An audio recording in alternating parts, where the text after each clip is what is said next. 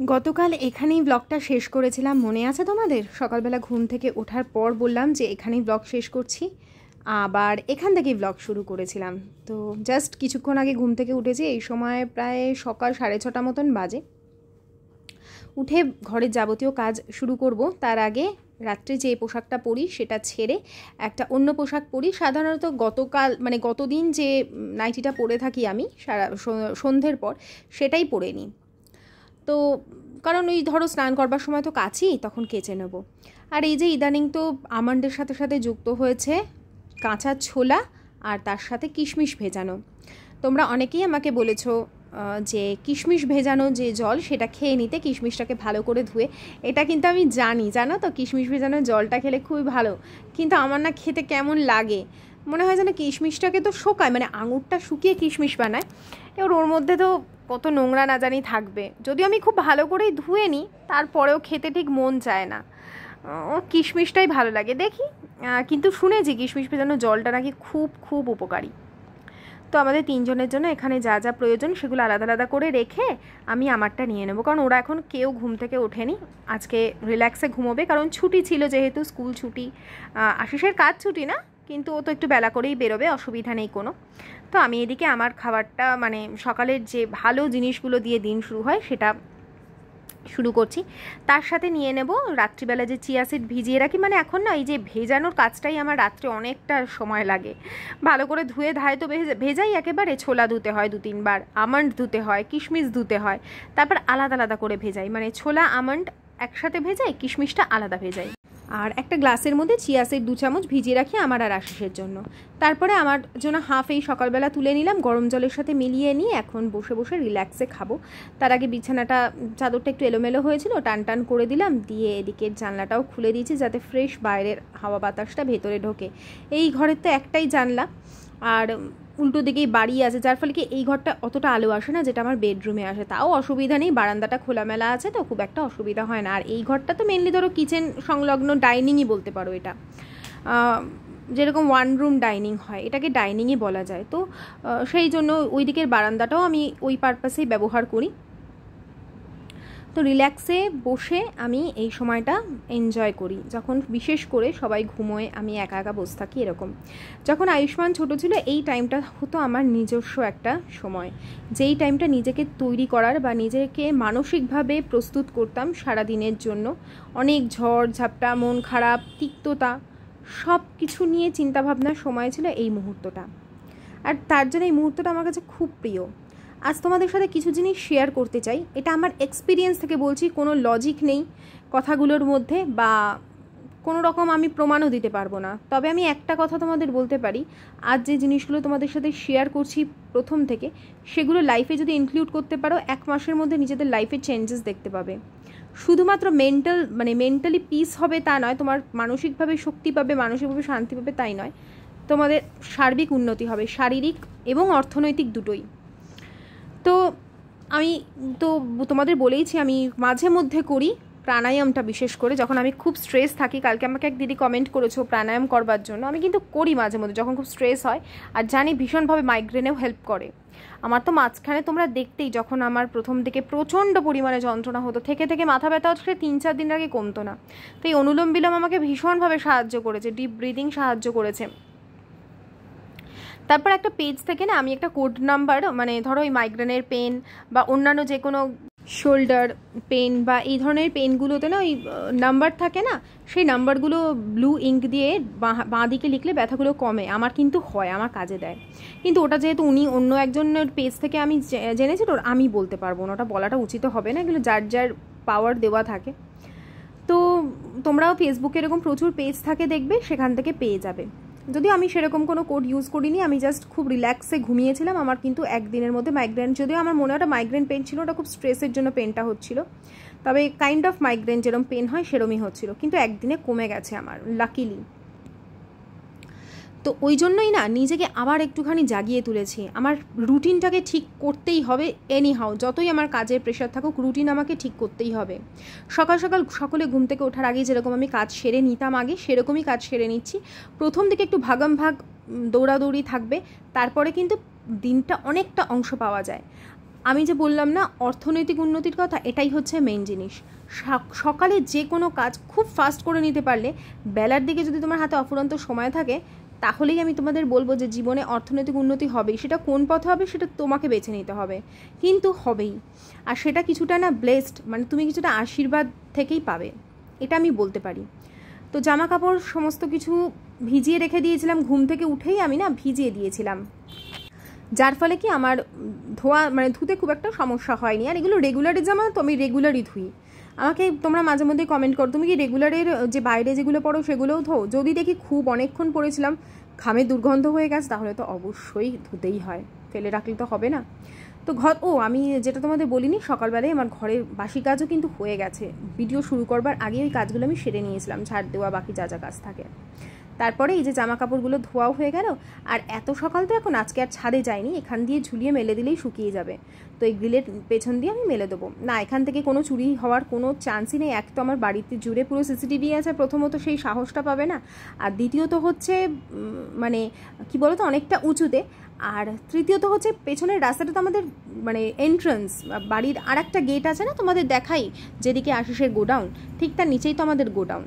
আর সেখানে এখন তো ভাসুরের দোকান আছে, ফলে চুরি টুরি করতে কেউ ভেতরে ঢুকতে সাহস পাবে না। তো চলো এক এক করে জামা কাপড়গুলো এখানে মেলে দিই। আর কি করি বলো তো, আমি হ্যাঙ্গারের সাথে তো দিই, তার সাথে সাথে দুটো করে ক্লিপ লাগিয়ে দিই, ফলে কি জামা কাপড়গুলো নিচে পড়ে যাওয়ার বা হাওয়ায় উড়ে যাওয়ার কোনো চান্সই নেই।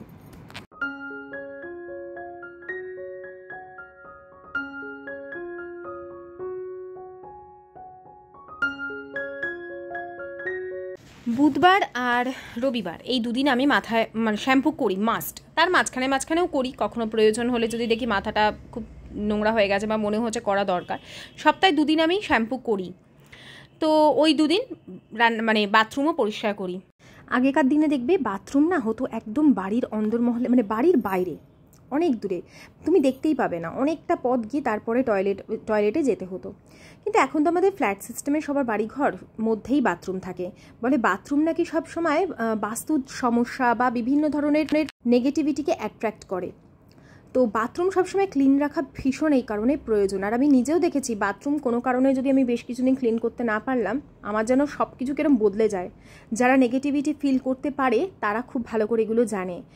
আর তোমরা তো জানোই আমি এগুলো বেশি ফিল করি, কারণ আমি আধ্যাত্মিকতা নিয়ে থাকতে পছন্দ করি, তো যার ফলে এগুলো আমার মধ্যে বেশি ফিল হয়। যারা এই সমস্ত তো গুরুত্ব দেয় না তাদের হয়তো হবে না। আর অনেকের হয়তো বাথরুম ক্লিনিংটা পছন্দ হবে না, তারা ওই জায়গাটা স্কিপ করে যেও। তো ওদিকে বাথরুম ক্লিন করে শ্যাম্পু করে আমি বেরিয়ে পড়েছি, এখন যাব পুজো করতে। আর আমি এখন না সন্ধেবেলার দিকেই ঠাকুরের বাসনপত্র সমস্ত মেজে ঘষে একদম পরিষ্কার করে রেখে দিই, যার ফলে কি পুজোর অনেকটা সময় আমার শুধু ঠাকুরের সামনে বসে আমি ভালোভাবে আরতি করতে পারি। তো চলো, এদিকে আমার পুজো প্রায় হয়ে এসেছে।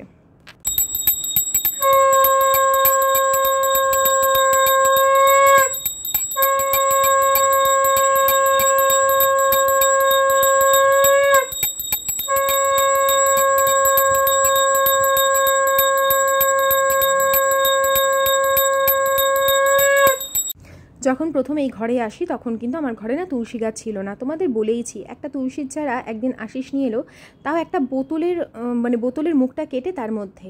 ওদেরই কোনো একজন ক্লায়েন্ট, সে ফ্ল্যাট ছেড়ে চলে গেছে, তো সে ওই তুলসী গাছটা না রেখে গেছিলো, তো ও সাথে করে নিয়ে এসছে। আর আমিও প্রথম তুলসী গাছ পেলাম, আর সেই তুলসী গাছের বীজ থেকে এক এক করে অনেক তুলসীর চারা বেরোলো, আর প্রচুর তুলসী গাছ ঠিক আমার ওই যেটাকে বলে ঈশান কোণ সেখানটা কিন্তু আছে। প্রত্যেকদিন স্নান করবার পর শুধু রবিবার বাদ দিয়ে আমি তুলসী গাছে জল দিই। তো দেখো এই সবে ওরা ঘুম থেকে উঠেছে, এতক্ষণ আমার পুজো স্নানও হয়ে গেছে। এই রুটিনটাই আমি তোমাদের বলছিলাম যে সকাল সকাল যদি আমরা দেখো এটা তো সত্যি, আমরা হচ্ছে ঘরের লক্ষ্মী। আমরা যদি সকাল সকাল স্নান সেরে অর্ধেক কাজ কর্ম সেরে নিই এবং সব কিছু না দেখবে একটা পারফেক্ট থাকে, তোমার সংসারের সব কিছু একদম গোছানো থাকবে, তোমার বেশি কিচ্ছু করতে হবে না। এক একজনের ব্লগে হয়তো ইদানিং তোমরা দেখতে পাবে খুব স্বল্প তাদের রোজগার, তাদের স্বামীদের বা খুব স্বল্প রোজগার, তার মধ্যেও কোনো কিছুর অভাব সেখানে দেখতে পাবে না। এটাই হচ্ছে ব্যাপার। অনেকের দেখবে অগাধ আছে কিন্তু তারপরেও যেন সেখানে তুমি স্ত্রী খুঁজে পাবে না। আবার অনেকের খুব সামান্য জিনিসের মধ্যে মনে হবে সব কিছু প্রাচুর্যে ভরা।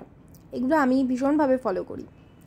তো হয়ে গেছে, আমি এখানে নিজের মানে যা যা করবার, যেমন সিরাম ইউজ করবার, আমি তো স্ট্রিক্সের সিরাম ইউজ করি, সেটা করলাম, করে একটু ঠিকঠাক হয়ে এখন মাছটা আগে বের করে রাখবো ডিপ ফ্রিজ থেকে। আজকে না পার্শে মাছের ঝোল করব, শুক্তো, অনেক কিছুই করব, তোমাদের সাথে সেই সমস্ত কিছু শেয়ার করছি। আপাতত ব্রেকফাস্ট বানাতে হবে, তার আগে ওদেরকে ওই ছোলা ওগুলো সমস্ত দিয়ে দিয়েছি, চা খাবো আর ব্রেকফাস্টও রেডি করছি। Good morning. তো আরও একবার ওয়েলকাম জানাচ্ছি তোমাদের সকলকে আমার চ্যানেলে। সকাল সকাল সমস্ত কাজকর্ম হয়ে গেছে। আশিস আর আয়ুষ্মান জাস্ট কিছুক্ষণ আগে ঘুম থেকে উঠলো, বিছানাপত্র ঠিক করে দিলাম, এখন চা খাবো। ব্রেকফাস্টেরও কিছু সরঞ্জাম আমি রেডি করে রাখলাম। এখানে হচ্ছে নিয়েছি টমেটো, ক্যাপসিকাম, গাজর, একটু মানে দু কোয়া রসুন আর এক টুকরো এই যে কয়েক টুকরো মতন আদা আর পেঁয়াজ, এগুলোকে চপারে ভালো করে চপ করব, করে একটা হেলদি রেসিপি তোমাদের সাথে শেয়ার করব।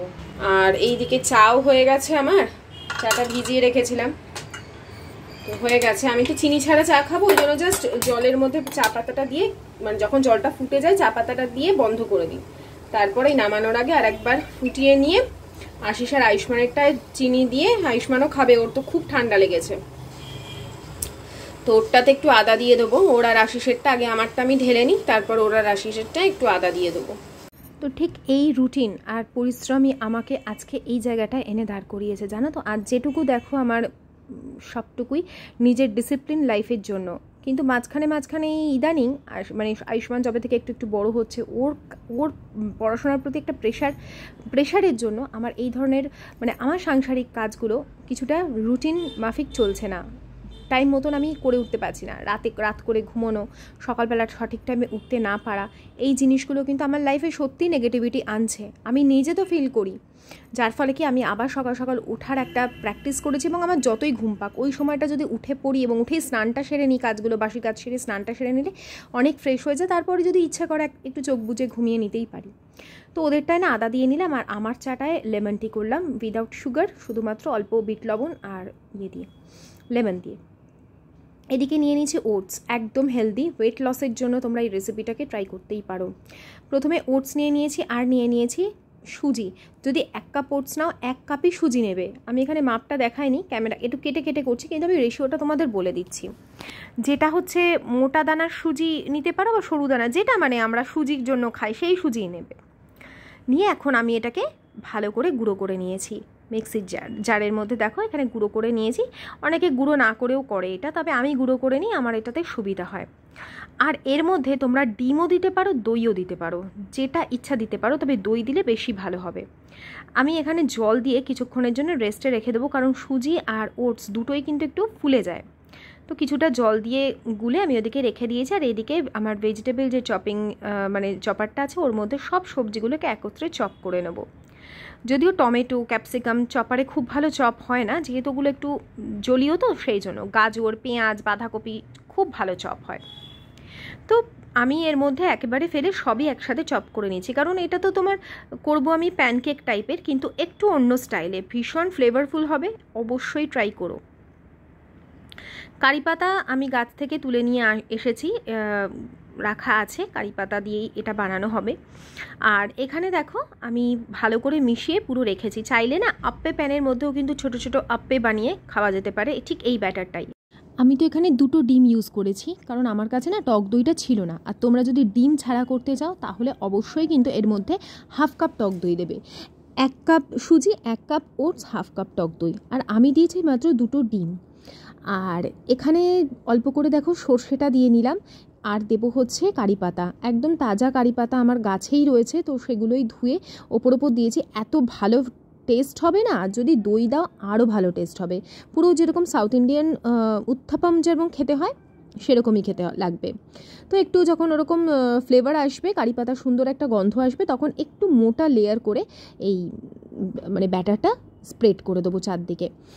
যেহেতু এটা সুজি আর ওটস দিয়ে, তো এটা কিন্তু ছড়াবে না চারিদিকে, মানে নিজে থেকে ছড়িয়ে যাবে না, তোমাকে অল্প অল্প করে ব্যাটার তুলে তুলে একটু মোটা মোটা করে দিতে হবে।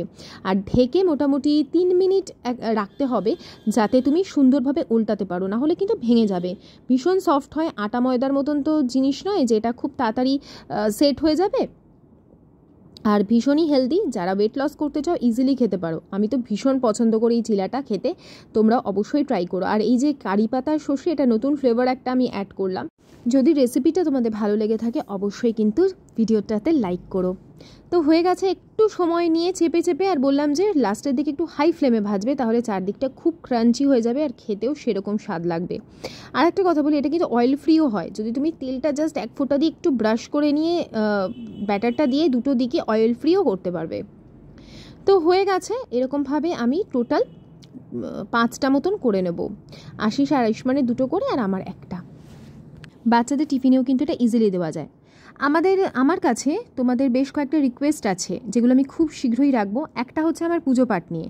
আমি অনেক সময় খাওয়া দাওয়া করেই পুজো করি, ম্যাক্সিমাম ক্ষেত্রে তাই করি। আর এই নিয়ে তোমরা আমাকে একটা ভিডিও বানাতে বলেছো, আমি এর আগেও বানিয়েছি, তাও আমি তোমাদের এই বিষয়ে বলবো যে আমি কোন ধারণা নিয়ে ঈশ্বর সাধনা করি। আর দ্বিতীয়ত হচ্ছে, আমাকে একজন বলেছেন যে সেন্ট এক্সপায়ার ব্যাপারে ইন ডিটেল একটা ভিডিও বানাতে। দেখুন, আমি এখনও তো কোনো উইশ করিনি, যদি উইশ করি এবং ফুলফিল হলে অবশ্যই আবার ডিটেল একটা ভিডিও করব। কারণ শুধু ভিডিও বানানোর জন্য আমি ওনাকে প্রচার করতে চাই না। উনি যে আমার কতটা কাছের, এবং ওনাকে যেহেতু আমি ভেতর থেকে ভীষণ মানি, তাই আমার মনে হয় ওনাকে নিয়ে ভিডিও শুধুমুধু আমি বানাতে পারবো না। আমি যখন ওনার জন্য প্রে করব, তখন আপনাদের সাথে পুরো ডিটেল শেয়ার করব। তবে এইটুকু বলতে পারি, উনি খালি হাতে ফেরাবেন না। যদি আপনার জন্য সেটা সঠিক হয় এবং মনে হয় মানে আপনি কোনো বিপদ থেকে ইনস্ট্যান্ট বেরোতে চাইছেন, অবশ্যই সেই মুহূর্তে ডাকলে সেই মুহূর্তেই সাড়া দেবে। মানে উনি আসেন, ওনার প্রেজেন্ট বোঝা যায়। এবং সেটা আমার ভিডিওতে গিয়ে, যে আমি ওই ভিডিওগুলো বানিয়েছি, সেখানে কমেন্ট সেকশনে গেলেই আপনারা বুঝতে পারবেন যে মানুষ কতটা উপকৃত হয়েছে। তো এদিকে সবার জন্য করে আমিও নিয়ে খেতে বসেছি। আজকে রান্না করতে করতে অনেক দেরি হয়ে গেছে, মানে লাঞ্চ বানাতে, কারণ আয়ুষ্মানকে না পড়াচ্ছিলাম। কি কি বানিয়েছে আপাতত দেখাই। এটা হচ্ছে পার্শে মাছের ঝোল করলাম, খুব বেশি মানে পাতলা করে করেছে, কিন্তু খুব বেশি ঝোল রাখিনি। আর এখানে চিকেন নাগেটস ভাজবো আয়ুষ্মানের জন্য, কারণ ও পার্শে মাছ খায় না। এদিকে বসিয়েছি ডাল। আমাকে যেন কে জিজ্ঞেস করছিল, ইন্ডাকশন ব্যবহার করো না যখন, তুলে রাখতে পারো। ইন্ডাকশন ব্যবহার করি, দুপুরের বিভিন্ন রান্না, ভাত হলো ইন্ডাকশনে, ভাত হলো, এটা হলো, ডাল হলো, অনেক সময় জল গরম করি, রান্নার জল। তো এই ভীষণ তাড়াতাড়ি রান্না হয়ে যায়, অনেক রান্নাই আমি ইন্ডাকশনে করি। আর এই যে নাগেটস যে বানিয়েছিলাম, এখনো আছে এতগুলো, 2 মাস ভালো থাকে, ফ্রিজারে রেখে খাওয়া যায়।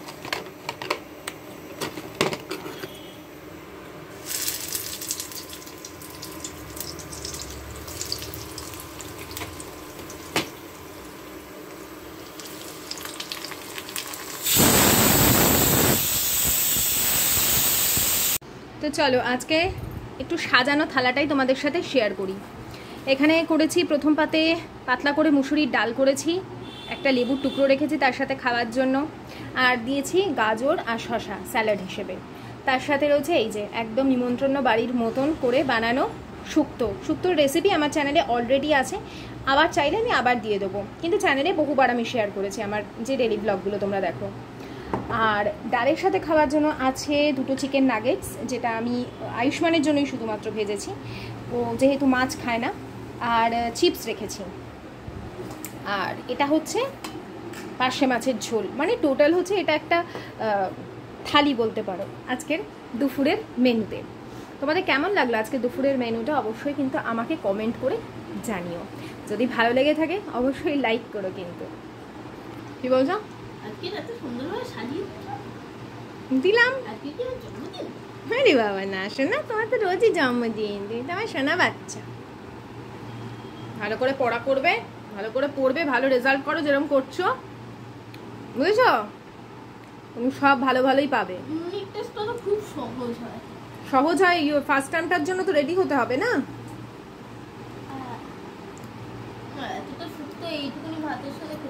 তুমি ভাত নিয়ে লাগলে নাও, পুরোটা তোমাকে দিও নি। তো আজকের আমার মর্নিং টু আফটারনুন রুটিন তোমাদের কেমন লাগলো অবশ্যই জানিও। আমি জানি আমার বান্ধবীরা আমাকে খুব ভালোবাসে, তারা আমার সমস্ত রুটিনই পছন্দ করে, আর আমার বান্ধবীরাও আমার থেকেও অনেক বেশি পরিশ্রমী।